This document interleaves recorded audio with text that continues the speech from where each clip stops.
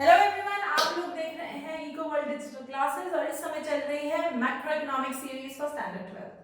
पिछली वीडियो में हमने डिस्कस किया था सर्कुलर फ्लो ऑफ इनकम होता क्या है और कैसे different sectors of the economy, चार पिलर्स हैं इकोनॉमी में, उनका एक दूसरे के ऊपर डिपेंडेंस होता है। आज उसी डिस्कशन को आगे बढ़ाते हैं एंड लेट्स अंडरस्टैंड कि एग्जैक्टली किस तरीके से दो सेक्टर्स के बीच में डिपेंडेंसी होती है, कैसे इन दोनों सेक्टर्स का आपस में लेना देना है। इन इस flow of goods and services और money flows between these two sectors को हम इंटरसेक्टोरल फ्लो भी कहते हैं। तो सर्कुलर फ्लो ऑफ इनकम की कहिए या इंटरसेक्टोरल फ्लो कीजिए, कहिए, एक ही बात है, it's one and same thing. अब मैं ये क्यों करवा रही हूँ, क्योंकि कई बार पेपर में क्वेश्चन आता है कि what is the model of circular flow of income. देखो पिछली बार हमने डिस्कस किया कि सर्कुलर फ्लो ऑफ इनकम कैसे होता है, क्या होता है, तीन फेजेस होते हैं, उसकी वजह से सर्कुलर फ्लो ऑफ इनकम होता है। अभी आज हम डिस्कस करेंगे मॉडल ऑफ सर्कुलर फ्लो। दोनों में फर्क है, please look out for the word model in the question. यहाँ पे हम डिस्कस करेंगे इन डिटेल कि रियल फ्लोज क्या होते हैं, मनी फ्लोज क्या होते हैं और इनका आपस में क्या लेना देना है। मैंने दो सेक्टर इसलिए लिए हैं क्योंकि हमारे सिलेबस में जहाँ पे मॉडल आता है वहां पे टू सेक्टर मॉडल को ही we are supposed to look at it. हालांकि गवर्नमेंट थ्री सेक्टर मॉडल जहाँ गवर्नमेंट भी आती है और फोर सेक्टर मॉडल जहाँ रेस्ट ऑफ द वर्ल्ड है वो भी होता है, लेकिन वो हमारे सिलेबस में नहीं है, इसलिए हम उसको नहीं हिट करेंगे। ओके, चलो शुरू करते हैं। तो हाउस होल्ड है आप और मैं, जनरल पीपल। हाउस होल्ड से प्रोड्यूसर्स को क्या मिलता है? ट्रांजैक्शन नंबर 1 मॉडल में फैक्टर सर्विसेज। फैक्टर सर्विसेज क्या होती हैं? जैसे जगह मिलती है, लैंड, लेबर, हम ही लोग तो काम करते हैं तो लेबर, पैसा। अब तुम कहोगे हम लोग पैसा तो नहीं देते डायरेक्टली, नहीं, लेकिन हम लोग बैंक में पैसा जमा करते हैं और बैंक से इन लोगों को पैसा मिलता है, तो yes, capital. And then entrepreneurs. कई बार हम में से कई लोग अपना बिजनेस शुरू करते हैं तो एंटरप्रेन्योर्स भी हाउस होल्ड से ही निकलते हैं। तो चार फैक्टर सर्विसेज प्रोड्यूसर्स को कौन देता है? House hold. इसके बदले में, इस फैक्टर सर्विस के बदले में प्रोड्यूसर्स क्या देते हैं हाउस होल्ड को? Look at transaction number 2, factor payments. मतलब जो फैक्टर सर्विसेज प्रोड्यूसर ने हाउस होल्ड सेक्टर से ली उसके बदले में प्रोड्यूसर हाउस होल्ड को देता है लैंड के बदले में रेंट, लेबर के बदले में वेजेस, कैपिटल के बदले में इंटरेस्ट और एंटरप्रेन्योर को मिलता है प्रॉफिट, है ना। तो हाउस होल्ड ने प्रोड्यूसर को कुछ दिया सर्विसेज, उसके बदले में प्रोड्यूसर ने इनकम दी हाउस होल्ड्स को डिफरेंट फॉर्म्स में, जो मैंने यहाँ पे बोर्ड में लिखा है, correct? Okay. Similarly producer households को, transaction number 3, producers household को देते हैं गुड्स एंड सर्विसेज। ऑब्वियसली आप और मैं जितनी भी चीजें यूज करते हैं हम खुद तो नहीं बनाते, तो कोई ना कोई तो बना रहा है, तो प्रोड्यूसर से, थैंक्स टू प्रोड्यूसर्स, हमको गुड्स एंड सर्विसेज मिलती है।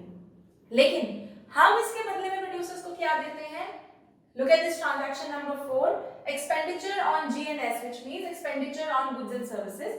Basically हम लोग चीजें खरीदते हैं, उस पे खर्चा करते हैं और वो पैसा घूम के किसके पास जाता है? प्रोड्यूसर के पास। तो बात क्लियर है, लेन देन चल रहा है दोनों में, इंटरसेक्टोरल फ्लो है।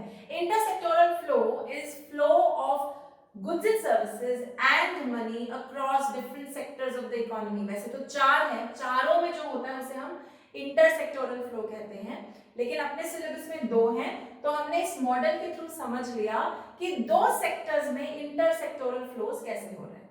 ठीक है, यहाँ तक बात क्लियर है? गुड।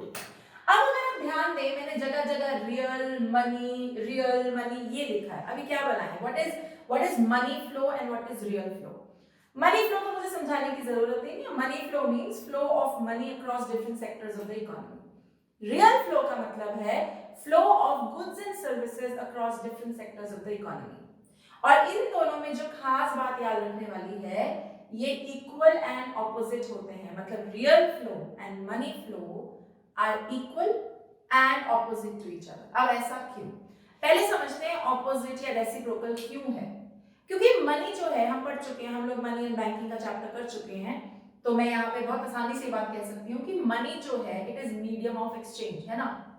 मनी के चलते आप कोई भी चीज खरीद सकते हो, तो एक हाथ चीज ले दूसरे हाथ पैसा दे, तो ये रेसिप्रोकल चलेगा। That is why they are opposite to each other. Goods and services अगर आप ले रहे हैं उसके बदले में आप पैसे देंगे, अगर आप किसी को सर्विस दे रहे हैं तो आपको आगे से पैसा मिलेगा। तो यानी money is always going to be reciprocal to goods and services, जितने गुड्स एंड सर्विसेज आए उतना आप पैसा देंगे, करेक्ट। तो ये ऑपोजिट है। अब इक्वल क्यों है, इस बात पे ध्यान देना। इस वाले मॉडल में सर्कुलर फ्लो ऑफ इनकम में फिलहाल ये अज्यूम किया जा रहा है that there are no savings. इस वाले मॉडल में फिलहाल के लिए। अब कई बच्चे यहाँ पे मुझसे सवाल पूछते हैं, मैम ऐसा कैसे सेविंग्स होगी? बिल्कुल होगी, लेकिन फिलहाल के लिए तुम मैक्रो इकोनॉमिक्स पहली बार पढ़ रहे हो ना, तो स्टेप वाइज चलते हैं, सीढ़ी पकड़ते हैं। पहली सीढ़ी पे 2 मिनट के लिए भूल जाओ कि कोई सेविंग हो रही है, सेविंग क्रॉस। तो यानी जितना खर्चा उतना ही पैसा प्रोड्यूसर के पास जाएगा, उतना ही प्रोड्यूसर अपने बिजनेस में लगाएगा, उतना ही घूम फिर के इकोनॉमी में आ जाएगा। सर्कुलर फ्लो में अगर शुरुआत 10,000 से हुई थी तो घूम फिर के 10,000 ही है इकोनॉमी में, ये मान के चलो, क्योंकि सेविंग नहीं है, कहीं पैसा जा नहीं रहा, ठीक है। तो अगर रियल फ्लो, अगर गुड्स एंड सर्विसेज 10,000 की प्रोड्यूस हुई तो उसके ऑपोजिट मनी फ्लो है, उतना ही पैसा मिलेगा। तो वो कितना पैसा मिलेगा? अगर 10,000 का रियल फ्लो है और बीच में कोई सेविंग नहीं है तो उसके रिस्पॉन्स में मनी फ्लो कितना होगा? 10,000। तो 10,000 रियल फ्लो, 10,000 मनी फ्लो, है ना इक्वल। So what you have to remember is in a two sector model जो हम आज अभी कर रहे हैं, इसमें real flows and money flows are always equal and opposite to each other। Reciprocal हैं, एक दूसरे से उल्टे हैं और इक्वल भी हैं। जितना बनेगा उतना ही पैसा खर्च होगा और इसीलिए इकोनॉमी में जब तक सेविंग को आप अज्यूम कर रहे हैं कि नहीं है, ये एक दूसरे से इक्वल रहेंगे, ठीक है। अब यहाँ पे समझने वाली बात ये है कि क्या वाकई इकोनॉमी में ये हमेशा सेम रहते हैं कि ये हमेशा इक्वल रहते हैं? तुम बताओ, सेम हो सकते हैं क्या? नहीं, इकोनॉमी में ऐसा नहीं है कि अगर प्रोड्यूसर ने 10,000 प्रोड्यूस किया तो उसे घूम फिर के 10,000 मिल ही जाएगा। मैक्रो इकोनॉमिकली कहीं ना कहीं लोग सेविंग करेंगे। तो मान लो अगर मैंने 10,000 कमाए, मैं प्रोड्यूसर हूँ, ठीक है, मैंने 10,000 रुपए कमाए, अब मैं 10 के 10 अपने बिजनेस में नहीं लगाने वाली, मैं उसमें से 2 शायद अपने बैंक में डाल दूं और 8 में आगे बिजनेस में चलाऊंगी। तो यानी मेरा जो पहले सर्कुलर फ्लो ऑफ इनकम था वो था 10,000 का। अब मैंने उसमें से 2,000 निकाल के बैंक में डाल दिए, अब मैंने इकोनॉमी में कितना पैसा डाला? 8,000। यहां मैं एक बात क्लियर कर दूं, इकोनॉमी में पैसे डालने का मतलब ये नहीं कि मैंने उठा के ऐसे फेंक दिए। इट मींस मैंने वो पैसा कहीं लगाया। जब मैंने अपने बिजनेस में 8,000 रुपए लगाए तो वो एक तरीके से मैंने इकोनॉमी में ही लगाए, क्योंकि जब मैं अपने बिजनेस में 8,000 रुपए लगाऊंगी तो किसी को नौकरी दूंगी, कोई गुड्स एंड सर्विसेज प्रोड्यूस करूंगी, मतलब इकोनॉमी चलाने में मेरा इंडिविजुअल प्रोड्यूसर का बहुत बड़ा हाथ है। एंड ऐसे ही हर प्रोड्यूसर का बहुत बड़ा हाथ है ना। तो मान लो मैंने 10,000 कमाए, 2,000 बैंक में डाले, पहले सर्कुलर फ्लो इंटरसेक्टोरल फ्लो में थे 10,000 रुपए, लेकिन क्योंकि मैंने और मेरे जैसे कई हजारों करोड़ों प्रोड्यूसर्स ने कुछ कुछ पैसा सेव कर लिया, तो मान लो हमारे जो इकोनॉमी में पैसा बचा वो है 8,000, है ना। तो क्या मेरा सर्कुलर फ्लो बढ़ा, इंटरसेक्टोरल फ्लो ऑफ मनी बढ़ा या कम हुआ? कम हुआ, right. This is known as leakage या contraction of circular flow of income. जब there is withdrawal from circular flow of income, जब इंटरसेक्टोरल फ्लो से पैसा निकाला जाता है तो उसे हम कहते हैं leakage of the circular flow of income, ठीक है। लीकेज का एग्जांपल क्या है? सेविंग, मैंने अभी एग्जांपल लिया। इंपोर्ट्स भी लीकेज का एग्जांपल है। जब हम इंपोर्ट करते हैं तो हम पैसा बाहर भेजते हैं, यानी वो पैसा हमारे देश में ना लगकर कहीं बाहर जा रहा है। तो जो देश में सर्कुलर फ्लो में पैसा घूम रहा है वहां वो पैसा नहीं लगने वाला। अब शायद तुम्हें समझ में आएगा कि ये बाय लोकल वाला जो फंडा है वो इतना स्ट्रॉन्ग क्यों है। क्योंकि भाई हम लोग सुबह से शाम तक अपने देश में बहुत कम पैसा सर्कुलर फ्लो में डालते हैं, हम मैक्सिमम पैसा बाहर भेजते हैं। इनकी फैक्ट्रीज यहाँ हो सकती हैं, इनके डिस्ट्रीब्यूशन यहाँ हो सकते हैं, लेकिन मैक्सिमम प्रॉफिट इनका बाहर जाता है। समझ में आ गया? अब मान लो कि मैंने 8,000 लगाए, मुझे घूम के 8,000 मिले, बट मैंने सोचा इस बार मैं 8,000 नहीं लगाता, इस बार ना मैं अपनी सेविंग्स थोड़ा पैसा निकाल लेता हूँ and let me invest 12,000 rupees in the economy now, ठीक है। तो पहले मेरे पास 10 थे, मैंने 2 बचाए थे, 8 लगाए तो लीकेज हो गई। अब मैंने सोचा कि मैं 8 ना लगा के 4 बैंक से निकाल लेती हूँ और मैं 12 लगाऊंगी। तो what is happened?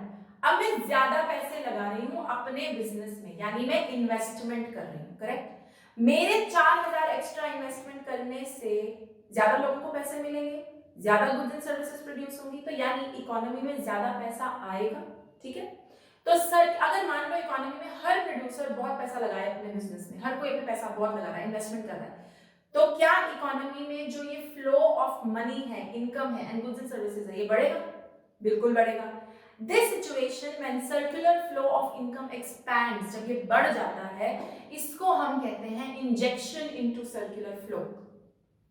Anything that expands the circular flow, कोई भी ऐसी चीज जिससे सर्कुलर फ्लो ऑफ इनकम, पैसा, गुड्स एंड सर्विसेज बढ़ते हैं, उसे हम इंजेक्शन कहते हैं। कोई भी ऐसी चीज जिससे सर्कुलर फ्लो या पैसा, गुड्स एंड सर्विसेज कम होती हैं, उन्हें हम कहते हैं लीकेजेस, ठीक है। कोई भी विड्रॉल उसे हम कहते हैं लीकेज। तो लीकेज का एग्जांपल है सेविंग, इंपोर्ट। तो investment is an example of injection. जब सरकार देश पे पैसा लगाती है, जैसे अभी पैकेज आया है, जब देश पे पैसा लगेगा तो सर्कुलर फ्लो ऑफ इनकम या इंटरसेक्टोरल फ्लोज बढ़ जाएंगे, करेक्ट। जब कोई बाहर की कंपनी एफडीआई करती है, foreign direct investment, when they put money, FDI का मतलब फिलहाल इतना समझो कि बाहर की कोई कंपनी यहाँ पे पैसा लगा रही है। मान लो एप्पल अपना प्लांट, अपनी फैक्ट्री यहाँ सेटअप करता है, तो वो एफडीआई कर रहा है, तो पैसा हमारे देश में आ रहा है, तो circular flow of income and intersectoral flows will increase. बात क्लियर है? अब इसी के साथ ये बात भी अप्रिशिएट करो कि I hope you are clear with the fact कि इकोनॉमी के चारों पिलर्स एक दूसरे पे डिपेंडेंट है। अगर रेस्ट ऑफ द वर्ल्ड के साथ अपना रिलेशनशिप नहीं होगा तो एफडीआई कहां से आएगी? एफडीआई नहीं आएगी तो हमारी सरकार को ही पैसा लगाना पड़ेगा। हमारे जैसे देश जिसकी इतनी बड़ी पॉपुलेशन है और इतने काम है जो करने हैं, सरकार कहां से लाएगी ये पैसा? Okay, so you have to think. तो चारों पिलर्स एक दूसरे से रिलेटेड है, एक दूसरे पे डिपेंडेंट है। अभी कोरोना वायरस के चलते हुए you know that the entire economy has been put down into lockdown. और लॉकडाउन खोलना क्यों पड़ रहा है? क्योंकि इकोनॉमी डूब रही है।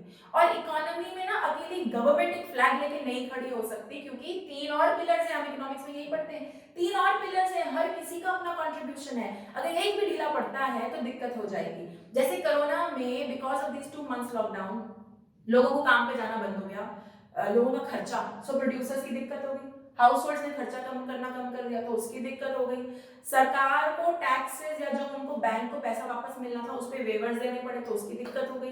And rest of the world के साथ तो तुम्हें पता ये सब कुछ ठप फिलहाल। As a result of that, the economy will go down. It has to go down क्योंकि इकोनॉमी में चारों पिलर्स पे टिकी हुई होती है economy, and it needs some sort of balance. थोड़ा बैलेंस होना जरूरी है। I hope you are clear with the concept of intersectoral flow, और ये हमारे देश के लिए कैसे, हमारे क्या किसी भी इकोनॉमी के लिए कैसे इंपॉर्टेंट है और इसकी वजह से क्या होता है। I hope you are clear with it. अगर आप लोग मुझे YouTube पे देख रहे हैं तो लाइक एंड सब्सक्राइब करना मत भूलिएगा। And in the next video, we'll hit upon the next topic of national income unit. Till then, bye-bye.